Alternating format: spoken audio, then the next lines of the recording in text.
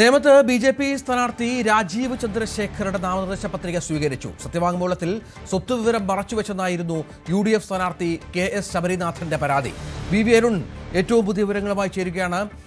ഇപ്പോൾ ബി.ജെ.പി. നേതാക്കൾ മാധ്യമങ്ങളെ കാണുകയാണ്. അതിലേക്ക് സന്തോഷ്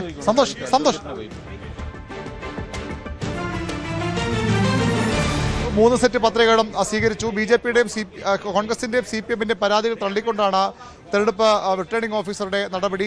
കെ ശബരിനാഥൻ യു.ഡി.എഫ്. സ്ഥാനാർത്ഥി ശബരിനാഥനാണ് ഈ പരാതിയുമായി രംഗത്ത് വന്നത്. ഇന്നലത്തെ അദ്ദേഹം ആരോപിച്ചിരുന്നു രാജീവ് ചന്ദ്രശേഖർ 200 കോടിയുടെ സ്വത്ത് വിവരം മറച്ചുവെച്ചു. ഇത് തെരഞ്ഞെടുപ്പ് ചട്ട ലംഘനമാണ്. ഇത് നാമനിർദ്ദേശ പത്രികയ്ക്കൊപ്പം നൽകുന്ന ഫോം 26-ലെ സത്യവാങ്മൂലത്തിന്റെ ലംഘനമാണ്. അതുകൊണ്ട് തന്നെ പത്രിക തള്ളണമെന്നായിരുന്നു ആവശ്യം. ഇന്ന് നാമനിർദ്ദേശ പത്രികയുടെ സൂക്ഷ്മപരിശോധനാ വേളയിലും അതേ നിലപാട് ശബരിനാഥൻ മുന്നോട്ട് വച്ചു. ശബരിനാഥൻ അഭിഭാഷകരും ആ നിലപാട് തന്നെയാണ് സ്വീകരിച്ചത്. CPM-ഉം പത്രിക തള്ളണമെന്ന ആവശ്യം ഈ സൂക്ഷ്മപരിശോധന വേളയിൽ ഉന്നയിച്ചു. ഏതായാലും അത് തള്ളാനുള്ള തീരുമാനമല്ല, പകരം ആ പത്രിക സ്വീകരിക്കുകയാണ് റിട്ടേണിംഗ് ഓഫീസർ ചെയ്തത്. വേണമെങ്കിൽ അവർക്ക് കോടതിയിൽ പോകാമെന്ന നിലപാടാണ് ഇപ്പോൾ പുറത്തു വരുന്നത്. കോൺഗ്രസ് ഇതിനെതിരെ കോടതിയിൽ പോയേക്കും. 200 കോടിയിൽ പരം രൂപയുടെ സ്വത്ത് ലോക്സഭാ തെരഞ്ഞെടുപ്പിലെ ലോക്സഭാ തെരഞ്ഞെടുപ്പ് മത്സരിക്കുമ്പോൾ സത്യവാങ്മൂലത്തിൽ രാജീവ് ചന്ദ്രശേഖർ കാണിച്ചിരുന്നു. എന്നാൽ നിയമസഭാ തെരഞ്ഞെടുപ്പിൽ നേമത്ത് മത്സരിക്കാൻ ഇപ്പോൾ സമർപ്പിച്ച സത്യവാങ്മൂലത്തിൽ ആ വിവരം മറച്ചുവെച്ചു. അത് ബോധപൂർവമാണ് എന്ന ആരോപണമാണ് ഉന്നയിക്കപ്പെട്ടത്. നേരത്തെ രാജീവ് ചന്ദ്രശേഖർ തന്നെ ഇതിൽ വിശദീകരണം നൽകിയിരുന്നു.